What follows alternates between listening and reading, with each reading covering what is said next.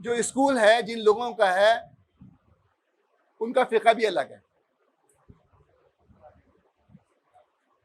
उस स्कूल में मैं काम कर रहा हूँ बुनियादी तौर पर, लेकिन अच्छी बात यह है कि वो सुनते हैं बात को, फ्री हैंड भी देते हैं और कंट्रोल भी करते हैं चीज़ों को कि ये चीज़ें इस तरह की नहीं हो। मतलब एक उन्होंने हद बना दी है कि इस हद के अंदर आपने काम करना है, उसमें कैसे काम करना है, क्या काम करना है, ये एक चीज़ है वहाँ पर। उन्हीं चीज़ों को मैं यहाँ शेयर करना चाहूँगा कि हमने उस स्कूल को कैसे जो है एक सक्सेसफुल स्कूल बनाया। मेरा ख्याल है पाकिस्तान में शायद 3 इंस्टीट्यूट ऐसे हैं जो कि ISO 9000 सर्टिफाइड हैं, उनमें एक हमारा स्कूल है। एक एबटाबाद का बर्न स्कूल है, बर्नहाल कॉलेज एंड स्कूल्स, वो है ISO 9000 सर्टिफाइड। और एक NAD का एक डिपार्टमेंट जो है वो है, मेरे ख्याल से बाकी शायद कोई और ISO 9000 सर्टिफाइड नहीं है स्कूल। ISO 9000 सर्टिफाइड स्कूल का मतलब ये है कि आप स्कूल के अंदर जो स्टैंडर्ड्स हैं उन स्टैंडर्ड्स को आप फॉलो करते हैं, और उन स्टैंडर्ड को फॉलो करने के बाद आपको फिर एक सर्टिफिकेट मिलता है। ISO 9000 बेसिकली जो था वो फैक्ट्रीज के लिए, लेकिन अब वो लेके आ रहे हैं उसको एजुकेशन में भी। अब तो हमने रोका हुआ है कि हम दोबारा जो अपनी सर्टिफिकेशन करने जाएंगे वो एजुकेशन में करने जाएंगे। तो ये तो चंद बातें ऐसी हैं जो मैंने अपने स्कूल के तारुफ में रखी हैं। आपके पास जो जहन में, मेरी गुफ्तगू ज़्यादा लंबी नहीं होगी, 20-25 मिनट की होगी ज़्यादा, जिसमें शायद 5-7 मिनट हो चुके हैं। अब आपके जहन में जो सवाल आए वो लिख लीजिएगा, और लिखने के बाद उस सवाल को यहाँ पहुँचा दीजिए, क्योंकि जब वहाँ से कोई बात करता तो यहाँ आवाज़ आ नहीं रही होती। उस सवाल को हम पढ़ के फिर जवाब देने की कोशिश करेंगे। लेकिन मैं दोबारा बताना चाह रहा हूँ कि मैं आप ही की तरह से एक लर्नर हूँ, और अभी तक हम सीख रहे हैं, और सीखने का शौक़ जो है वो मुस्तकिल है, उससे हम सीखे चले जा रहे हैं। तो बुनियादी तौर पर जो हम समझते हैं स्कूल के अंदर, स्लाइड आगे बढ़ा दी प्लीज़। अच्छा, अभी जो चीज़ समझने की कोशिश हम कर रहे हैं वो ये है कि हम समझ रहे हैं, अच्छा हुआ ये कि 1 हफ्ता हो गया हमें घर से निकले हुए हैं, और कोविड के बाद ये पहली बार हम इतने बड़े यानी कि दिनों के लिए निकले, तकरीबन 10-12 दिनों के लिए। और इत्तेफाक ऐसा हुआ कि इस बार जो मेरे साथ में साथी हैं उनको हाइकिंग का बहुत शौक़ है, वो 65 साल नौजवान को भी हाइकिंग पे ले जाते हैं। तो आप समझें कि क्या हालत हुई है। यानी कि 15 साल से मैं बैठ के नमाज़ पढ़ रहा हूँ, खड़ा नहीं हो सकता, सही से चल नहीं सकता, बहुत तेज़। लेकिन उन्होंने कहा जी हाइकिंग पे जाना है, तो हम हाइकिंग करके तो आ गए, लेकिन अब हमें पता है कि मेरी तबीयत कैसी है, किस तरह की, क्योंकि मैं 95 से डायबिटीज़ भी हूँ, इंसुलिन पर और ब्लड प्रेशर पर भी। तो ये सारी एक सेहत का भी है और इस तरह की चीज़ें भी हैं, लेकिन एक एक्टिव लाइफ है जिसकी वजह से। तो हमारी इस कहने का मकसद ये था, ये बता इसलिए रहा हूँ कि हमारी प्रेजेंटेशन के इधर उधर हो गई, हमारी चीज़ें गुम हो गई काफ़ी रास्ते के अंदर। और कल सुबह तक, आज सुबह तक हमारा फ़ोन भी डेड था, अब हमारा स्टार्ट हुआ है, वो लीड ही नहीं थी, हमारी गुम हो गई थी। बहरहाल, तो ये भी जल्दी में कुछ चीज़ें हमने लिखी हैं ऐसे कि व्हाट इज़ स्कूल फॉर, हम स्कूल क्यों बनाते हैं।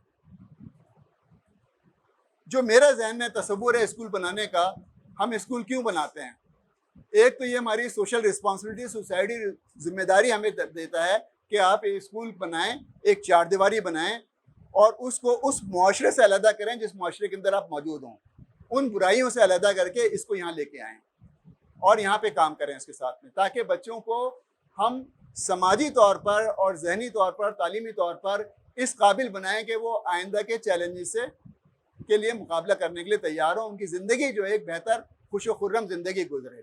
ये स्कूल का बुनियादी मकसद है। रह क्या जाता है हमारे पास पढ़ने के बाद, बुनियादी तौर पे आप खुद देखिए, आपका बहुत सारी डिग्रियां होंगी, बहुत सारी चीज़ें होंगी, लेकिन उनके बारे में आपकी मालूमात कम है। हमारे पास जो बचता है डिग्री हासिल करने के बाद, जो हमें याद रह जाता है, असल में वो तालीम है।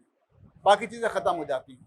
हम साइंस पढ़ते हैं, हम सोशल स्टडीज़ पढ़ते हैं, हम दुनिया भर की चीज़ें पढ़ते हैं, लेकिन जब हमारे पास क्वालिफिकेशन हासिल करने के बाद, सर्टिफिकेशन हासिल करने के बाद जो कुछ हमारे पास रह जाता है, वो असल में तालीम हमारे पास है जो मौजूद होती है। और तालीम के साथ जो है तरबियत का लफ्ज़ जो जुड़ा हुआ है साथ साथ में। तालीम का मकसद ही बुनियादी तौर पर इंसान को मुतवाज़िन तौर पर तरतीब देना है, उसकी शख्सियत को तरतीब देना है। यही तरबियत है कि उसकी जितनी भी, जिसे हम कहते हैं होलिस्टिक डेवलपमेंट कहते हैं, जिसे हम physical, mental, social, emotional, moral, ये सारी डेवलपमेंट करेंगे हम उसकी। तो ये तालीम का अंसर भी है, ये तरबियत का अंसर भी है। तरबियत कोई ऐसा अलग चीज़ नहीं है, तालीम ही के अंदर शामिल है। अगर कुछ हम कहते हैं तरबियत अलग हो रही है, तालीम अलग हो रही है, हम गलत हैं मेरे नज़र। हो सकता है आपके नज़दीक सही हो ये वाली बात, लेकिन मेरे नज़दीक ये तालीम के अंदर ही तरबियत छुपी हुई है।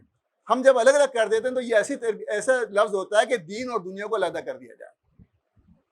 तो इसलिए कुछ लोग कहते हैं हम तालीम दे रहे हैं, हम तरबियत पे भी फोकस कर रहे हैं। नहीं, हम जब तालीम दे रहे हैं तो तरबियत उसका खासा है, उसके बगैर तालीम मुमकिन ही नहीं है। अगर आप तरबियत नहीं बना पा रहे हैं, स्टूडेंट को बना नहीं पा रहे हैं, स्टूडेंट को आप जो है जिस्मानी तौर पर, जहनी तौर पर और जो भी उसके एस्पेक्ट्स हैं उसमें आप तैयार ही नहीं कर पा रहे हैं कि किस तरह से उसको रहना है ज़िंदगी के अंदर, किस तरह माशरती नॉर्म को फॉलो करना है, किस तरह से अगले चैलेंजेस को देखना है। अगर हम ये कर ही नहीं रहे हैं, अपने जो हमारा नज़रिया है, इस्लामी दीन है, उसके साथ अगर उसको कुछ मालूमात भी नहीं है और उसका अमल भी नहीं है तो फिर तालीम नहीं हुई ना, फिर लाख तरबियत करते रहे हम। ये जुड़ी हुई है उसके साथ ही। हम जो अलग से तरबियत करना चाह रहे होते हैं वो कुछ ये कह लिया आप इस्लाही पहलू तो हो सकते हैं, जैसे हम ये लीडरशिप कैंप कर रहे हैं, ठीक है ना, कुछ इस तरह की चीज़ें हो सकती हैं, जैसे फहमुल कुरान कोर्स नीचे हो रहा है, ठीक है, कुछ इस तरह की चीज़ें हो सकती हैं। लेकिन क्लासरूम में जब हम काम कर रहे होते हैं यला, तो तालीम के साथ तरबियत लाजमी है, वहाँ पर वो हटके नहीं है उसके साथ में। ये चीज़ तस्वुर में रखें साहब। दूसरी बात जो हमारे पास है, जो हम करने जा रहे हैं, अब चंद चीज़ें ये करने जाएंगे, गेटिंग पेरेंट्स इन्वॉल्व, हम कैसे पेरेंट्स को इन्वॉल्व करें। मेरे पास जो तस्वुर ये है कि पेरेंट्स और टीचर जो हैं या स्कूल जो है वो दोनों जो हैं एक ही काम कर रहे हैं। पेरेंट्स भी अपने बच्चे की इस्लाह चाहते हैं, तरबियत चाहते हैं, उसकी कामयाबी चाहते हैं, स्कूल भी ये काम कर रहा होता है। लेकिन हम दोनों अलग अलग जगह पे खड़े हुए हैं, पेरेंट्स यहाँ खड़े हुए हैं, टीचर यहाँ पे खड़े हुए हैं, और एक खलीज है बीच में। हमने कोशिश ये की है कि हम इसको ख़त्म कर दें, इसको हम देखते हैं बाद में। दूसरा पॉइंट हमारे पास जो मौजूद है वो है बिल्डिंग स्टूडेंट सक्सेस, स्टूडेंट को कामयाब कैसे बनाया जाए। और तीसरी चीज़ है टीचर रिकग्निशन, टीचर की इज्जत, और टीचर की जो है वहाँ पर रिकग्नाइज कैसे किया जाए, टीचर क्या चीज़ है वो। और आखिरी चीज़ है चैलेंज ऑफ मॉडर्निज्म के चैलेंज क्या चीज़ें हैं। ठीक है, चंद चीज़ें इन पर मैं गुफ्तगू करूँगा। एक स्लाइड बढ़ा दें प्लीज़, ये नहीं आ रही सही, दोबारा लगाएं उसे, दोबारा लगा दें। ये थोड़ा सा नज़र आपको नहीं आ रहा। जो मैनेजमेंट हमने अपनाई हुई है असल में जापानीज मॉडल है, और जापानीज मॉडल के अंदर पहले ही जो चीज़ हमने अपनाई है वो 5S है। इसमें सारी चीज़ आ जाती हैं 5S में। 5S का मतलब ये जापानीज के लफ्ज़ हैं, लेकिन अंग्रेजी में हम उसे कर रहे हैं इस वक्त। पहला लफ्ज़ है एस से मुराद सॉर्ट, ऑर्गेनाइज करना, चीज़ों को ऑर्गेनाइज करना, सॉर्ट करना, कौन सी काम की चीज़ें हैं और कौन सी काम की चीज़ें नहीं है, उन सबको अलग अलग कर लें। लेबल लगा दें साहब, ये चीज़ जो है हमारे काम की नहीं है, इसको अलग कर दें। ये चीज़ हमारी लीस्ट प्रायोरिटी पे, उसको उधर कर दें। ये चीज़ हमारे काम की, उसको अलग कर दें। तो जब आप किसी ऑर्गेनाइजेशन में काम कर रहे होते हैं, जैसे स्कूल एक ऑर्गेनाइजेशन है, वहाँ पे बहुत सारी चीज़ें पड़ी होती हैं हमारे पास, हम उनको सॉर्ट नहीं करते, उनको हम ऑर्गेनाइज नहीं करते। वो ह्यूमन रिसोर्स भी हमारा, और हमारा इसके अलावा जो है फाइनेंशियल रिसोर्स भी हमारा, और मटेरियल रिसोर्स भी है। हम उसको सॉर्ट नहीं कर पाते। एक बहुत बड़ी चीज़ ये होती है कि हमारी प्रायोरिटीज़ क्या होंगी, कौन सी चीज़ हमारे काम की और कौन सी नहीं है, उसको हम अलग अलग कर दें। पहले जब हम अलग अलग कर देते हैं, सॉर्ट कर देते हैं, तो उसके नतीजे में ये चीज़ होती है, हमें मालूम होता है भाई ये वाली चीज़ हमारे काम की है, ये वाली चीज़ हमारे काम की नहीं है, ये हमारा करिकुलम का पार्ट हमारा काम का है, ये वाला हमारा काम का नहीं है, इसको थोड़ा लीस्ट इंपॉर्टेंट देनी है, या इसको ख़त्म करना है, इसको आगे लेके आना है। ये टीचर हमारे लिए बहुत अच्छे टीचर हैं, और ये टीचर जो हमारे लिए अच्छे नहीं हैं, तो इनके लिए हम क्या करें कि ये अच्छे हो जाएं, प्रोफेशनल डेवलपमेंट इनकी क्या हो सकती है, ये हम उसको सोचते हैं। इसी तरह स्टूडेंट में हम ये सोचते हैं कि स्टूडेंट जो हमारे मौजूद हैं, वो स्टूडेंट जो हैं वो किस तरह के हैं हमारे पास, उनके चैलेंजेस क्या हैं। क्या कुछ ऐसे स्टूडेंट हैं जो बहुत ज़हीन है लेकिन क्लास के अंदर नहीं संभल पा रहे हैं। मैं आपको दोबारा बताना चाह रहा हूँ, इस दुनिया में सबसे ज़्यादा संभालना जो है ज़हीन स्टूडेंट को है। ज़हीन स्टूडेंट और ज़हीन टीचर को संभालना बहुत मुश्किल है। उनको अगर आप संभाल लेते हैं तो इसका मतलब ये कि सबसे बड़ा काम आप करते हैं। उसके बाद एवरेज बच्चे कह लें, ज़हनी तौर पे कह लें, दूसरे तौर पे कह लें, जो बीच में चल रहे होते हैं साथ में, जो बड़ी ग्रुप होता है, और फिर उसके बाद नीचे वाला ग्रुप होता है जो कि थोड़ा पीछे रहने वाले होते हैं, वो चल रहे होते हैं। लेकिन यहाँ पे हम ये सिर्फ इस लिहाज से नहीं देखते, IQ के लिहाज से। हमारा तस्वुर मल्टीपल इंटेलिजेंस का है। हम हर बच्चे के अंदर, हमारे पास पूरी एक लिस्ट बनी हुई है बच्चों की, कि हर क्लास के बच्चे की उसकी क्या क्या कैरेक्टरिस्टिक हैं। हर टीचर की जिम्मेदारी ये होती है कि उस कैरेक्टरिस्टिक को देखे। मसलन अगर एक बच्चा अली है, तो अली के वीक पॉइंट क्या हैं और स्ट्रेंथ क्या है उसकी, किन एरियाज़ के अंदर वो मेहनत कर सकता है। और साल के आखिर के अंदर जब हम उसकी जो रिपोर्ट बनाते हैं उसमें हम इसको शामिल करते हैं कि इन एरियाज़ पे काम अभी हो सकता है, चीज़ हो सकती है। तो हम इस तरह से की चीज़ें कर रहे होते हैं, सॉर्ट करना ये होता है। फिर दूसरा काम है कि सेट इन ऑर्डर, उन चीज़ों को ऑर्डर में करें। फिर आप जब आपको पता लग गया कि ये बच्चा हमारा वीक है तो इसके लिए क्या करना होगा, किस तरह से इसको ऑर्डर में रखना है, किस तरह से कोई तरतीब देने का वो सीखे। इसी तरह से जो चीज़ें हमारी बेकार, जो चीज़ें हमारे हैं, हमारे स्कूल के अंदर आप कोई भी एक आदमी जाएगा उसको एक फ़ाइल निकालनी है तो फाइल आराम से निकाल लेगा वो। हमने क्या किया, जो फाइलें रखी हैं इस तरह से होती हैं, यहाँ से एक लंबी लाइन बनाई हुई है, जो फाइल निकलेगी उसी जगह खाली हो जाएगी और वो फाइल जो है आके वहीं फिट होगी, कहीं और नहीं होगी। कोई भी कर सकता है ऐसे, कोई भी अनपढ़ भी कर सकता है आके, कोई ज़रूरत नहीं है उसको पढ़ा लिखा हो वहाँ पे। तो इसका मतलब क्या है कि जो फाइलिंग हमारी है, इजाफी फाइलिंग जो है वो हमारी, हम उनको हमने बिल्कुल सेट अरेंज कर दिया। क्लासरूम के अंदर फर्नीचर हमारा ऑर्डर में होगा, हमारे पास पूरी तरतीब होती है। हर हफ्ते हम जो है स्कूल का एक हमारी चेकलिस्ट है, वो देखी जाती है कि टीचर की कुर्सी जो थी वहाँ है या नहीं है, जो फर्नीचर था तरतीब से है या नहीं है, सॉफ्ट बोर्ड तरतीब से है या नहीं है, या फला चीज़ जो बोर्ड पर लगी हुई है कोई इजाफी चीज़ तो नहीं लगी हुई जिसका काम ही नहीं है, खाम का लगी हुई है, कोई कागज़ उखड़ तो नहीं गया है। ये सारी चीज़ हम देख रहे होते हैं। इनके लिए बाकायदा हमारे पास एक टीम है जो काम कर रही होती है, वो ये देख रही होती है कि पूरा विजिट करके इन चीज़ों को देखती है से। उसके बाद तीसरे नंबर पे चीज़ जो हमारे पास आती है सेट इन ऑर्डर में, एक चीज़ ये भी है कि जब हमें मालूम होता है कि एक टीचर जो है लेसन प्लानिंग के अंदर वीक है तो हम उसको ऑर्डर में लाने की कोशिश करते हैं। कुछ सुपरवाइजर कुछ दूसरे कोऑर्डिनेटर के हवाले करते हैं कि भाई इसके ये एरिया वीक हैं, इसको आप 3 महीने के अंदर ग्रेजुअली जो है ये 10 पॉइंट हमने निकाले हैं कि ये 10 पॉइंट से कम है, तो आपने 3 महीने के अंदर इसको ऊपर लेके जाना है और हर हफ्ते जो है 1 पॉइंट इसका स्ट्रॉन्ग करते जाएं। सारे नहीं करें, हर हफ्ते एक करते हैं ताकि सेंस ऑफ अचीवमेंट आए, उसके अंदर मैं चीज़ हासिल कर रहा हूँ। तो वो इस तरह से चीज़ हो रही है। फिर शाइन, तीसरी चीज़ है शाइन। शाइन का मतलब चमका देना, हर चीज़ को अपने प्रॉपर, जब ऑर्डर में होगी चीज़ अपनी जगह पर रखी हुई होगी, अब टीचर अपना काम कर रहा होगा, टाइम टेबल के मुताबिक काम कर रहा होगा, स्टूडेंट डिसिप्लिन होंगे, बाकी चीज़ें होंगी, तो स्कूल जो है वो शाइन करने लगेगा। और आखिरी चीज़ इसके बाद नंबर 4 है स्टैंडर्डाइज करना। आप एक स्टैंडर्ड्स फिक्स करते हैं, फिर आप उस स्टैंडर्ड के नीचे नहीं आते आप।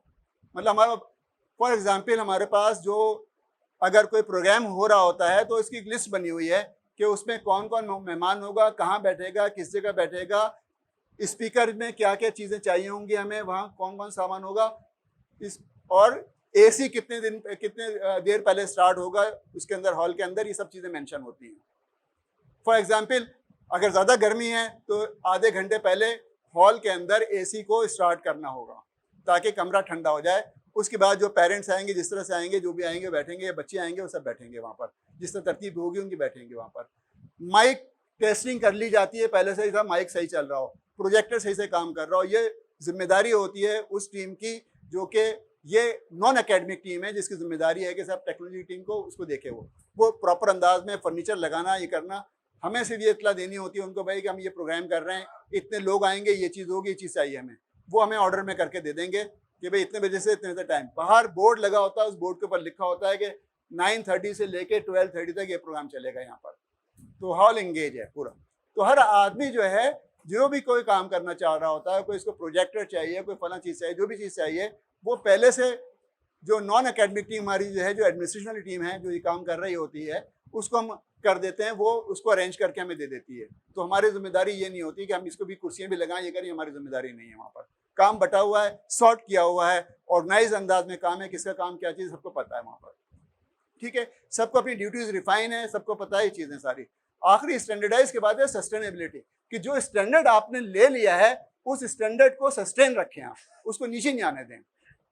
फॉर एग्जाम्पल हमने कहा कि हमारे पास जो है सारे स्टूडेंट जो हैं वो A1 आएंगे, तो हम अगर उस स्टूडेंट को हमने पा लिया तो हम उसको नीचे नहीं आने देना है, उसको हमेशा A1 ही रखना है। किसी भी तरह से जो भी एफर्ट करनी है A1 ला के रखें।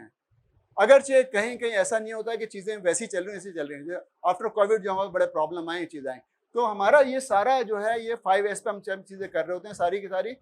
साथ में इस 5S के अंदर एक और इम्पोर्टेंट पॉइंट ये है कि हम करते हैं गैम्बा मीटिंग। गैम्बा मीटिंग क्या होती है कि स्कूल शुरू हो गया, असेंबली हो गई, असेंबली के बाद अटेंडेंस हो गई, 8:30 पर 8 o'clock पे जो है स्कूल लगता है हमारा, 7:50 पे असेंबली होती है और 8:15 पे जो है बच्चे क्लासेस में पहुंच जाते हैं वापस। 8:30 पे सुपरवाइजर्स और कोऑर्डिनेटर्स एकेडमिक के भी और नॉन एकेडमिक के सारे आ जाते हैं। एक जगह हम खड़े होते हैं, 5 मिनट की स्टैंडिंग मीटिंग होती है। एक बोर्ड है हमारा, उस बोर्ड पे हर एक नर्सरी वाला बताता है कि उसके स्कूल उसमें वो क्या करने जा रहा है आज, प्राइमरी वाला बताता है वो क्या करने जा रहा है आज, रूटीन के अलावा कोई एक्टिविटी है या नहीं है वहाँ पर। इस तरह जो उनके क्लास के अंदर कोई चीज़ अगर ख़राब हो गई, फ़ैन ख़राब हो गया तो मेंशन करवाता मेरे क्लास में फ़ैन ख़राब है, तो वहाँ पे जो नॉन एकेडमिक के जिम्मेदारान होते हैं उसको नोट करते हैं और उसको वहाँ उसी वक्त उसको अगले दिन जो है या उसी वक्त जो है सही कराने की कोशिश करते हैं। तो उसका फ़ायदा ये होता है कि पूरे स्कूल को पता होता है कि आज क्या होने जा रहा है, क्योंकि हमारा स्कूल शुरू होता है प्री स्कूल से लेके मैट्रिक तक का स्कूल है ये। तो एवरीबडी नोज के भाई आज स्कूल में क्या होने जा रहा है। हर एक प्लेटफॉर्म पे मौजूद होता है कि नर्सरी में क्या हो रहा है, सेकेंडरी को पता है नर्सरी में क्या हो रहा है, नर्सरी वाले को पता है कि आज क्लास प्राइमरी में क्या होने जा रहा है। तो हर एक दूसरे से पूरी तरह वाकिफ होता है। तो इस तरह से एक हारमोनी स्कूल में डेवलप हो जाती है। ये नहीं होता कि नर्सरी वालों को पता ही नहीं वहाँ क्या हो रहा है, अरे हमें क्या पता वहाँ क्या हो रहा है, नहीं, वहाँ सब लोग जुड़े हुए हैं आपस में। तो 5 मिनट स्टैंडिंग मीटिंग का मकसद ये होता है कि ये चीज़ होती है, इसे हम कहते हैं गैम्बा, GEMBA, ये भी जापानी लफ्ज़ है, वहाँ से लेके आए हम लोग, वहाँ से हम लेके आए हैं चीज़ें। अच्छा जनाब, इसके बाद आगे चलें। अच्छा, हमने कहा कि हमारे पास, और हम हर मीटिंग में कह रहे होते हैं कि पेरेंट्स जो हमारे पार्टनर हैं, हमारे राइवल्स नहीं हैं। हम उनसे कहते हैं कि हमें ये जो ब्रिज है उसको हमें जो है इसको गैप को हमें ब्रिज करना है, आपस में मिलाना है। तो हमने कई हवालों से जो है पेरेंट्स को अपने पास लेके आए हैं। यानी जितना पेरेंट का एक्सेस हमारे स्कूल में है शायद ही किसी के स्कूल में हो। वो किसी वक्त भी आ सकते हैं, कभी भी आ सकते हैं। हाँ, अगर जो जिससे मिलना चाहते हैं वो अगर मौजूद है तो मिल सकता है, वरना फिर आप वो किसी और से मिल लीजिए और दूसरा काम होगा। एक पेरेंट कोऑर्डिनेटर हमने अलग से रखा हुआ है जो कि काम ये है कि वो पेरेंट से मिलना उसका काम है और कुछ काम नहीं है उसका काम। ठीक है। अच्छा, इसमें चीज़ें हमने की हैं कि मुख्तलिफ लेटर होते हैं, फ़ोन होते हैं, जो हमारा कम्युनिकेशन है बड़ा स्ट्रॉन्ग है पेरेंट के साथ। ऐसा नहीं है कि हमारे पास वो नहीं है। सर्कुलर भी जाते हैं, रिटर्न भी जाते हैं, SMS भी जाते हैं। हमारे पास कोई LMS नहीं है इस वक्त, लेकिन उसके बावजूद हम पेरेंट्स से बहुत जुड़े हुए हैं सही तरह से। डायरीज में नोट जाते हैं बच्चों की, सारी चीज़ें होती हैं। फिर उसको पेरेंट कोऑर्डिनेटर चेक भी कर रहा होता है कि जो चीज़ें गई हैं कि वापस आई हैं या नहीं आई हैं, किस तरह से आई हैं, क्या चीज़ें आई हैं। जो पेरेंट्स की कंप्लेंट होती है बाकायदा उन कंप्लेंट को हम जो है एक फॉर्म की शक्ल में जमा करते हैं। फिर जब उसका काम हो जाता है तो हम उसको घर पे फ़ोन करके कहते हैं जी आपकी फ़लाँ शिकायत थी, हमने देखा उसमें जो चीज़ें सही थी वो हमने उसको रेक्टिफाई कर दिया है, ठीक है, उन चीज़ों को सही कर दिया है। तो इस तरह से पेरेंट्स हमारे साथ बहुत जुड़े हुए हैं। मैं आपको बताऊँ कि ये सक्सेस क्या हुई है। जब कोविड पीरियड आया तो स्कूल बंद होना शुरू हो गए बहुत ज़्यादा। हमें भी डर लगा कि शायद हमारे स्कूल के अंदर कुछ बच्चे कम हो जाएं। और हमारे स्कूल की जो खास बात है वो सिबलिंग स्कूल है। सिबलिंग स्कूल का मतलब ये है कि हर फैमिली के 2-3 बच्चे मौजूद हैं। और एक और ख़ास बात बताऊं आपको, हमारे यहाँ कोई फ़ीस कंसेशन नहीं है, किसी बच्चे के लिए फ़ीस कंसेशन नहीं है। चाहे वो टीचर का बच्चा हो, चाहे एक पेरेंट के 3 बच्चे पढ़ रहे हो, चाहे 4 बच्चे पढ़ रहे हो, किसी के लिए कोई कंसेशन नहीं है वहाँ पर। आप फीस दो और पढ़ो। हाँ, अगर कोई पेरेंट ये कहता है कि भाई मेरे हालात सही नहीं है तो वो एक एप्लीकेशन देता है, उसके लिए हम अलग से स्कॉलरशिप निकालेंगे और वो देंगे। लेकिन फीस कंसेशन नहीं है कि भाई 2 बच्चे आ गए तो तीसरे बच्चे को हम 50% कर दें, ये कर दें, ये हमारे यहाँ नहीं है। पहले दिन से डिक्लेयर्ड है ये सारा का सारा। तो हमें डर ये लगा कि कोविड में शायद हमारे बच्चे भी कुछ कम हो जाएं, तो हमने कुछ बच्चों को ले लिया ज़्यादा। उसकी वजह से हमारी क्लास की स्ट्रेंथ कुछ बिगड़ी, अभी तक बिगड़ी हुई है वो, क्योंकि हमारे पास पहले 30-32 बच्चे होते थे, अब वो 35-38 तक बच्चे पहुंच गए क्लास के अंदर। तो हमारी स्ट्रेंथ बिगड़ी क्योंकि 150-200 एडमिशन हमने कोविड पीरियड में ली। जब स्कूल बंद हो रहे थे हमारे 150-200 बच्चे दाखिले लेने के लिए आ गए। यानी ये जो पीरियड था दाखिले लेने का बच्चों को, तकरीबन 400-500 बच्चों ने अप्लाई किया था, उसमें 150 बच्चों को हमने दाखिले दिए वहाँ पर। और जब कोविड ख़त्म हुआ या उसका पीरियड हो रहा था तो हम से सिर्फ 6 बच्चे स्कूल छोड़ के गए, सिर्फ 6, 1065 में से 6 बच्चे स्कूल जो है छोड़ के गए थे हमारा। मतलब ये एक बड़ी सक्सेस है कि पेरेंट्स आप पे ट्रस्ट करते हैं, आपके साथ जुड़े रहना पसंद करते हैं, बावजूद ये कि उनको कोई फी में कंसेशन नहीं है, बावजूद ये कि उनके लिए जो है कोई और दूसरी सहूलत नहीं है। टीचर के लिए भी सहूलत नहीं है कि टीचर का बच्चा पढ़ा था वो भी पूरी फीस देगा। लेकिन पेरेंट्स ने 6 बच्चे जो गए उनमें से 4 बच्चे जो हैं वो अपना उन्होंने बदल लिया था, स्कूल दूसरी जगह चले गए थे। आमतौर पर जो स्कूल बच्चे जाते हैं वो अमूमन ऐसे जाते हैं कि अपनी पोजीशन बदल लेते हैं, लोकेशन बदल लेते हैं, दूसरे इलाके में चले आते हैं। 1 या 2 बच्चा जो है वो नहीं पढ़ पाया। पूरे कोविड के अंदर हर टीचर को जो है हमने जो है वो सैलरी वक्त पर दी और हमारी फीस जो है 100% आई है। ये नहीं हुआ किसी ने आगे एक आगे फीस नहीं दे सकते हम। 100% फीस लोगों ने पे की है कोविड पीरियड के अंदर। तो उसके नतीजे में हमने ये भी दिखाया है कि हमारा टीचर जो है उसको हम फी पे कर रहे हैं, हर एक को कर रहे हैं। जो अफेक्टेड टीचर हो गए थे या उनकी फैमिली में अफेक्टेड कोई हो गया था, उनसे हमने कहा कि आप घर पे आराम करें, ता वक्त है कि आप जो है ये कोविड क्लियरेंस का सर्टिफिकेट लेके नहीं आए, लेकिन आपकी तनख्वाह जो है नहीं कटेगी, आपकी तनख्वाह आपको पूरी मिलेगी, और उसके अलावा भी अगर आपको कोई माली एहनत की ज़रूरत है तो हम आपको प्रोवाइड करेंगे। ये चीज़, ये वो वजह है जिसकी वजह से पेरेंट्स हमारे साथ जुड़े हुए हैं सारे के सारे। उनके बच्चों के लिए हमने, जब मैं कोऑर्डिनेटर बना तो मैंने पहला उसूल ये दिया है कि हम एक ऐसा स्कूल चाहते हैं जिसमें बच्चे हंसते हुए आए और मुस्कुराते हुए जाएं। इसके लिए हमें कुछ और नहीं चाहिए। सब टीचर्स को बताया कि हंसते हुए बच्चा चाहिए, हमें मुस्कुराता हुआ बच्चा चाहिए, एवरीबडी, कोई स्ट्रेस नहीं होगा, कोई इस तरह की चीज़ नहीं होगी। तो बहुत ज़्यादा एग्जामिनेशन होता है, हमने उसको ख़त्म करके उसको समेट दिया, कम कर दिया उसे। ठीक है, इस तरह की चीज़ें। फिर पेरेंट के साथ हम सेशंस करते हैं, मतलब हर क्लास के लिए एक सेशन तो लाजमी है हमारा, जो हम कहते हैं ओरिएंटेशन, क्योंकि हमारे कुछ सिस्टम बदलते हैं। नर्सरी से जब बच्चा क्लास 1, 2 में आता है, 1, 2, 3, 4, वहाँ सिस्टम बदल जाते हैं। क्लास नर्सरी से लेके हम 4 तक जो काम कर रहे हैं वो रूब्रिक बेस्ड है, क्वालिटेटिव जो है असेसमेंट है हमारा, फॉर्मेटिव असेसमेंट है वो बाकी क्लासेस में नहीं है। ऊपर 4 के बाद 5 में जाएगा तो क्वांटिटेटिव असेसमेंट है, उसमें फॉर्मेटिव भी जुड़ा हुआ है और क्वालिटेटिव भी जुड़ा हुआ है और एक एग्जामिनेशन का पैटर्न है, लेकिन वहाँ पर नहीं है। तो क्लास 1 से लेके हम क्लास 4 तक बच्चों के 150 एरियाज को मेजर करते हैं, वहाँ पर उसको मॉनिटर करते हैं, उसको देखते हैं, उसकी पूरी रिपोर्ट बनाते हैं, वो हर को मालूम होती है। और वहाँ पे कोई पोजीशन बच्चा फर्स्ट, सेकंड, थर्ड नहीं आता। हमने एक उसूल रख दिया कि जो बच्चे इतने दर्जे तक, यानी 150 में से 135 जो A1 ले लेगा, उन जितने भी बच्चे होंगे सबको प्राइज मिलेगा। तो किसी क्लास में 10 होते हैं, किसी में 12, किसी में 15, किसी में 20, जितने भी हैं उन सबको मिलेगा। फर्स्ट, सेकंड, थर्ड कोई नहीं है हमारे यहाँ, ये चीज़ है ही नहीं, फर्स्ट, सेकंड, थर्ड का हमने रखा ही नहीं, उसको ये मिल जाती है शीट। तो इस तरह से पेरेंट्स जो हैं वो काफ़ी हमारे साथ जुड़े हुए हैं, और वो उनकी जो शिकायत भी होती है उसको रेक्टिफाई भी करते हैं, लेके भी आते हैं, चीज़ आती है। अमूमन शिकायतें बढ़ी हैं पेरेंट्स की कोविड के बाद, वो मैं बताऊंगा क्यों बढ़ी हैं उनकी और क्या हुआ, उसकी रीज़न भी मैं आपको बताऊंगा उसमें क्या हुआ था। तो पेरेंट की एकेडमिक की तरफ से शिकायत निस्बतन कम है, ना होने के बराबर। डिसिप्लिन के हवाले से हमारा स्कूल बहुत डिसिप्लिन स्कूल था, तो कोविड के बाद डिसिप्लिन के अंदर बहुत ज़्यादा फ़र्क आया और ख़राबी पैदा हुई। तो उन्होंने कहा कि साहब डिसिप्लिन ख़राब हो रहा है और हमें भी नज़र आ रहा है डिसिप्लिन ख़राब आ रहा है। क्यों ख़राब आ रहा है उसके रीज़न हमने तलाश के उनको बताएं कि क्या रीज़न है बाद में। ठीक है, चल रहा है आगे, नहीं चल रहा नहीं कोई बात नहीं, वो दे दें, उसका इंतज़ार नहीं उनके पास आई हुई है, ये दे दें, चलें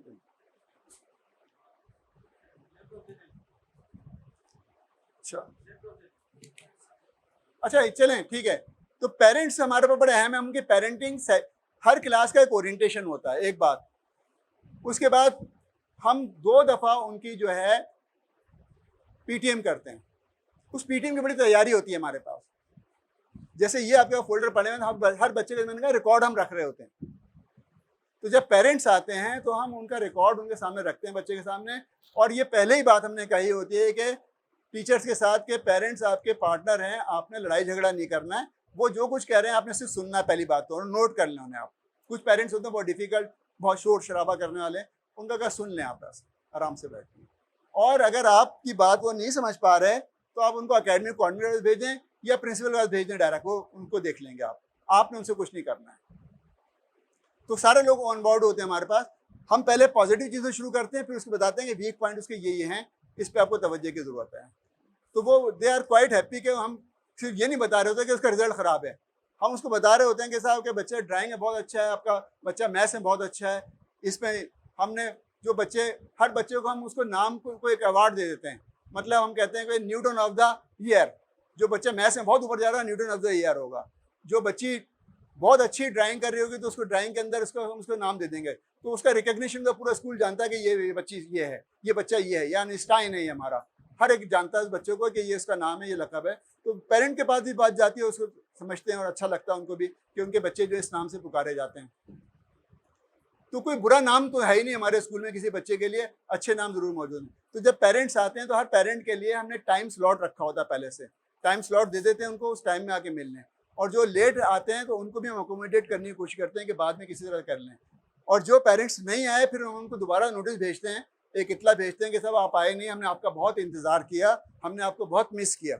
हम ये नहीं कहते कि आपके ये, हम ये कहते हैं कि वो आप हमारे, इस तरह से हम उनको बताते हैं कि हमें उनकी बहुत ज़रूरत थी और वो आए नहीं, तो हमने एक अच्छा दिन उनके बगैर, हमारा एक ख़राब दिन गुजरा उनके ना आने की वजह से, हम उनको ये मैसेज देते हैं।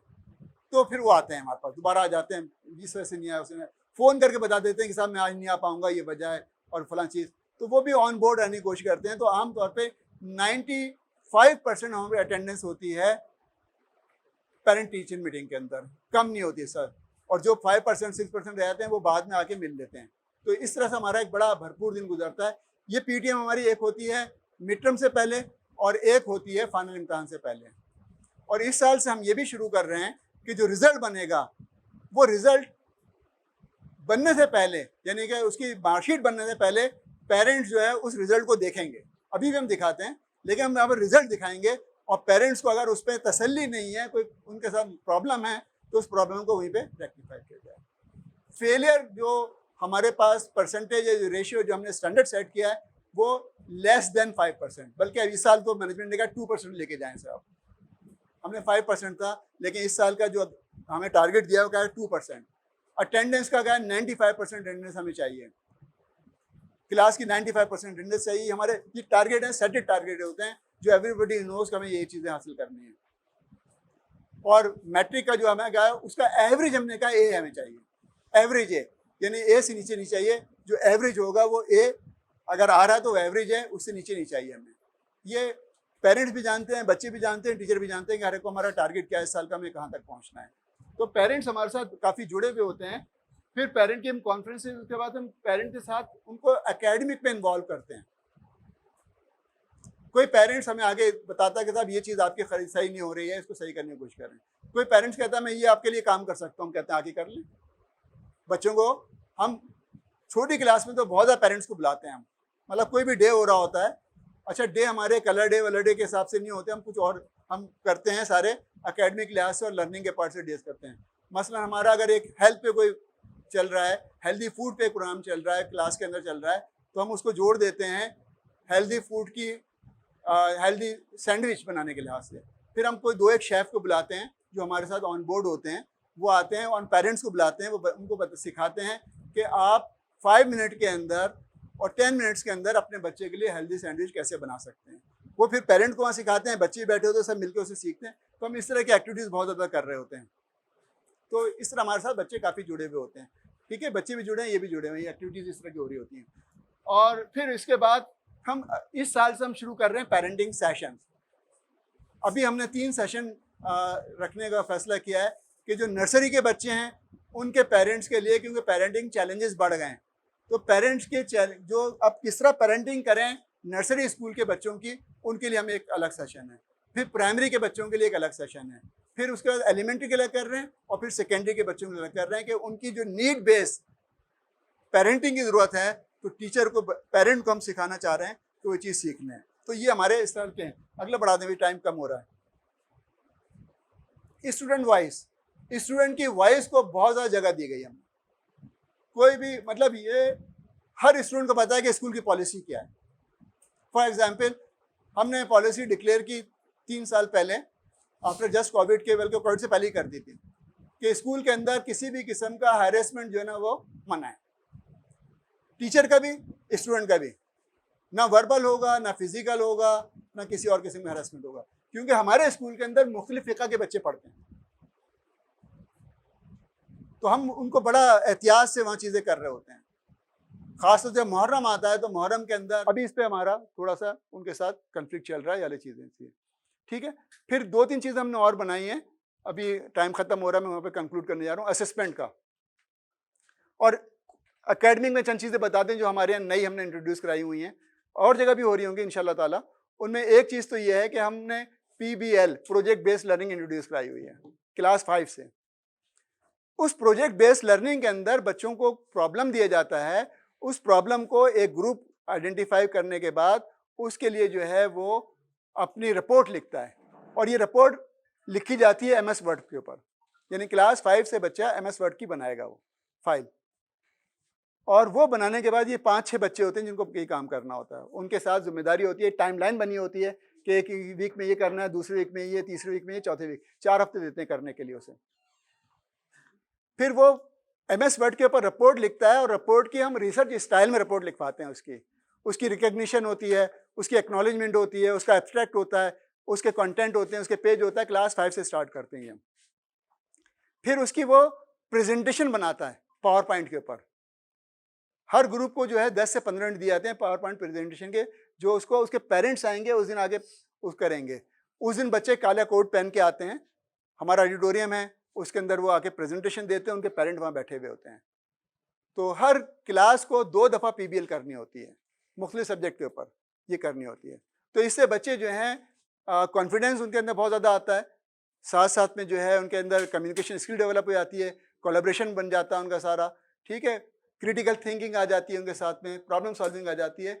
वहाँ इजाज़त है बच्चों को जब प्रेजेंटेशन कर रहे होंगे, पावर पॉइंट तो है ही लाजमी, लेकिन कोई ड्रामा कर सकते हैं अपनी चीज़ को समझाने के लिए, कोई पोस्टर लेके आ सकते हैं, कोई गीत लेके आ सकते हैं, कोई कहानी लेके आ सकते हैं, उनको इजाज़त है कुछ भी करें वो। तो एक तो PBL हमारा जो है ना, ये एक बड़ा सक्सेसफुल एलिमेंट है जिसने जो एक यूनिक बनता है। दूसरा, हर बच्चे को, जिस बच्चे का PBL नहीं है उसको असाइनमेंट करना होगा।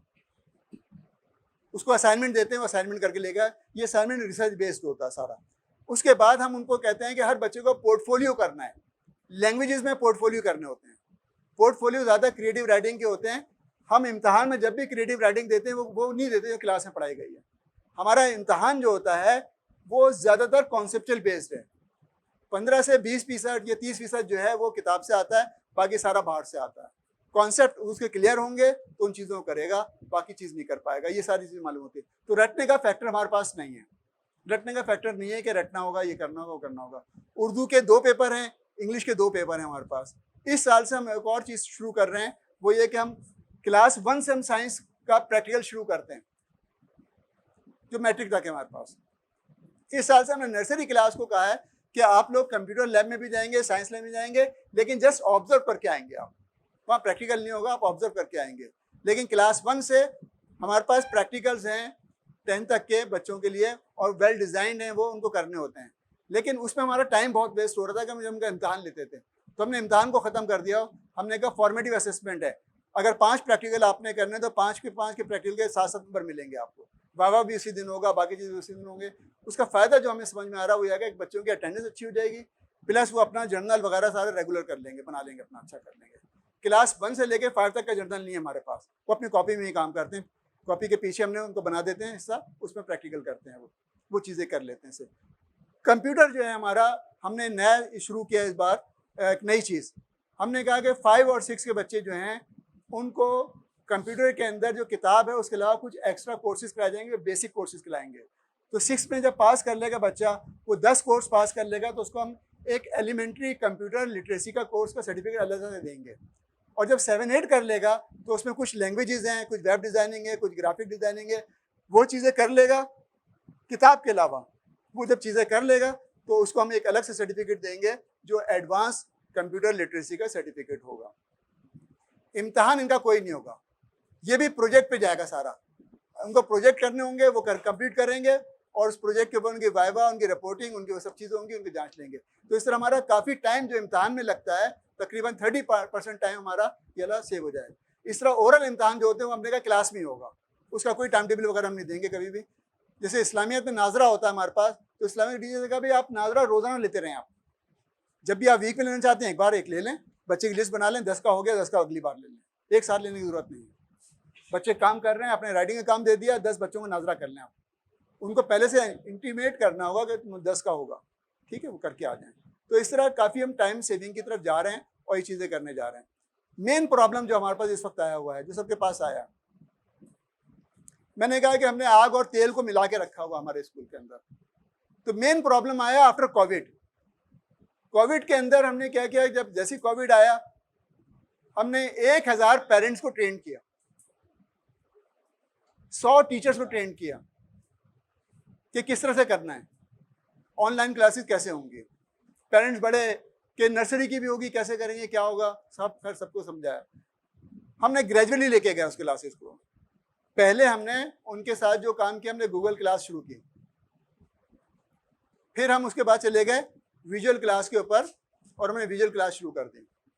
फिर उसके बाद हमने विजुअल क्लास, गूगल क्लास और व्हाट्सएप को मिला के कंबाइन चलाई सारी चीज़ें, कि जो चीज़ लोगों की मिस हो जाएंगी, क्योंकि लाइट का प्रॉब्लम है, बाकी चीज़ों का प्रॉब्लम है, कैसे करेंगे, तो हम व्हाट्सएप के अंदर हम उसको जमा कर देते थे। तो जो स्कूल में मोबाइल लाना मना था, वो मोबाइल जो है पूरा पूरा स्कूल में चला गया, स्कूल पूरा मोबाइल में चला गया। अब जब बच्चे वापस आए तो बड़ा थोड़े दिनों बाद आइडेंटिफाई किया हमने कि हो क्या रहा है। हर बच्चे ने अपने ग्रुप बना रखे थे इंस्टाग्राम के ऊपर, इसके ऊपर, लड़कों के भी हैं, लड़कियों के भी हैं, आपस में उनकी चैटिंग, ये वो सारी सब चीज़ें चल रही हैं उनकी। और ये स्कूल से नहीं हो रहा है, ये घरों से हो रहा है काम सारा। उसमें बहुत सारी चीज़ें गलत हो रही थी। तो हमें जब जैसे हमने आइडेंटिफाई किया ये चीज़ें हो रही हैं इस तरह की, तो हमने उनके पेरेंट्स को बुला के कहा अपना मोबाइल लेके आइएगा साथ में। उनके मोबाइल को उनके सामने खोल के दिखाया कि आपका बच्चा क्या कर रहा है, क्योंकि मानने को तैयार नहीं, हमारा बच्चा ये नहीं करता। जहाँ जहाँ हमें स्क्रीनशॉट मिल सकता है हमने स्क्रीनशॉट लेके रख लिए पहले, क्योंकि जैसे ही बच्चों को पता होता था कि भाई कि आज उनके पेरेंट को बुलाया जा रहा था, मोबाइल को वो इरेज कर देते थे। तो कुछ हमने साइबर क्राइम वालों से मदद ली, बाकी चीज़ों से ली, तो उनसे मदद लेने के बाद जो है वो चीज़ें हमने इसको रेक्टिफाई किया। अभी भी ये प्रॉब्लम मौजूद है हमारे पास, ख़ास तौर पे 7, 8, 9, 10 के अंदर ये प्रॉब्लम मौजूद है, लड़के और लड़कियों का ये प्रॉब्लम चल रहा है अभी तक हमारे पास। हम अभी इसको हैंडल करने की कोशिश कर रहे हैं। उसके लिए फिर पॉजिटिव डिसिप्लिन की हमने इस तरह इस्तेमाल किया है, वो पॉजिटिव डिसिप्लिन है। आगे बढ़ाते हैं, पॉजिटिव डिसिप्लिन पे आ जाइए। ये नज़र नहीं आ रहा, छोड़ दें इसे। पहली बात तो पॉजिटिव डिसिप्लिन ये कि हमने कि क्लासरूम की टीचिंग को बहुत अच्छा किया। जैसे अभी आप कह रहे थे कि ऑब्जेक्टिव मालूम होने चाहिए, हमने जो काम किया वो ये काम किया है कि हमारे पास जो ऑब्जेक्टिव होते हैं वो टीचर तक नहीं होते। हमने कहा भाई 3 आपने ऑब्जेक्टिव पढ़ाने हैं, वो जाके बोर्ड पे पहले लिखो, ताकि बच्चे को डायरेक्शन मालूम हो जाए, डेस्टिनेशन मालूम हो जाए होना क्या है। और जब पहला ऑब्जेक्टिव अचीव हो जाए, आपने पढ़ा दिया, तो बच्चों से फीडबैक लो। जब ये हो गया फिर बच्चों से पूछा हमें क्या करना है, दूसरी चीज़ बच्चे कहेंगे ये करना है। जब वो भी अचीव हो जाए दोबारा फीडबैक लो। फिर तीसरा है वो अचीव हो जाए तो फिर आप एक जनरल कंक्लूजन लेंगे, एक समरी देंगे, आज हमने क्या हासिल किया, ये चीज़ होगी। समरी बच्चे भी दे सकते हैं, समरी आप भी दे सकते हैं, तो टू द पॉइंट बात होती है। फिर जो है बच्चों को पता होता है कि वो एक डायरेक्शन पे जा रहे हैं, एक फोकस पे जा रहे हैं। यूजली टीचर के पास तो ऑब्जेक्टिव होते हैं, लेकिन वो आमतौर पर बच्चों के साथ शेयर नहीं करता। हमने कहा बच्चों के साथ शेयर करें। एक बार हमने एक और काम किया भी आला, हमने नया सिलेबस बनाया और वो सिलेबस के अंदर सारे ऑब्जेक्टिव, सारे असेसमेंट टेक्निक, सब चीज़ें लिख के पेरेंट के साथ शेयर कर दी हैं। अब पेरेंट को पता है कि मेरा बच्चा जो क्लास 2 में पढ़ रहा है या क्लास 5 में पढ़ रहा है, उसने उर्दू में ये चीज़ें पढ़नी है, ये गोल्स हैं इसके, और ये असेसमेंट इस तरह से होगा। ये उनके सामने शेयर कर दी है। क्योंकि जब हम कह रहे हैं पेरेंट पार्टनर है, तो हम आधा वजन उन पर डाल रहे हैं, ताकि कल को वो ये नहीं कि हमें पता नहीं था क्या हो रहा है। तो अब वो जब हमसे बात करते हैं, कम्युनिकेशन करते हैं, तो हम दोनों एक ही लेवल पे कर रहे होते हैं सर। तो पॉजिटिव डिसिप्लिन के अंदर जो चीज़ रखी गई है, हमने टीचिंग की क्वालिटी को बढ़ाया, सवालात करने की इजाज़त दी बच्चों को। जिसकी एक मिसाल मैंने आपको अभी दी कि एक बच्चे ने खड़े होकर ये कह दिया कि आप ये नहीं कर सकते। बहुत सारे सवाल करने की इजाज़त है। पढ़ाने का स्टाइल को बदल दिया, सारी चीज़ें। फॉर एग्जाम्पल तौहीद पढ़ाया जा रहा था, तो तौहीद पढ़ा देते हैं लोग। हमने वहाँ सवालत रखे, टीचर को सिखाया कि क्या करना है, करके दिखाया उसे कि तौहीद आप पढ़ रहे हैं, कुल हु वल्लाहु अहद पढ़ लिया, कहो कि अल्लाह एक है। यहाँ हमने सवाल रखा, ये 5वीं जमात में हो रहा है कि अगर अल्लाह एक से ज़्यादा होंगे तो क्या होगा, और एक ही क्यों है?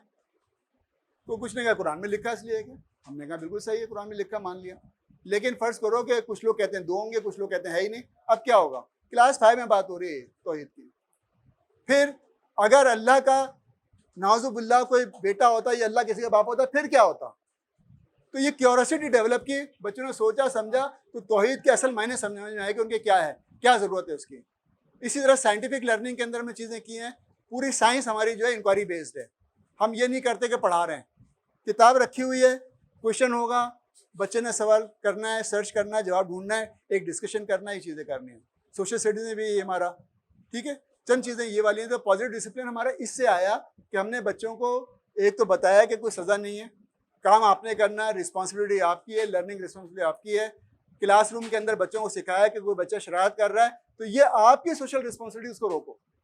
हमारे टीचर के पास नहीं आए कोई बच्चा कि फला बच्चा ये कर रहा, नहीं, ये आप क्लास में हो, आप ज़्यादा बच्चे हो, आप उसको रोको, समझाओ। मारना पीटना नहीं है, समझाना। कहना सर कैसे समझाएं, मैं को बायकॉट कर दो, तुम मेरे दोस्त नहीं हो, हम तुमसे बात नहीं करेंगे 3 दिन तक, जब तक तुम ये चीज़ नहीं छोड़ोगे।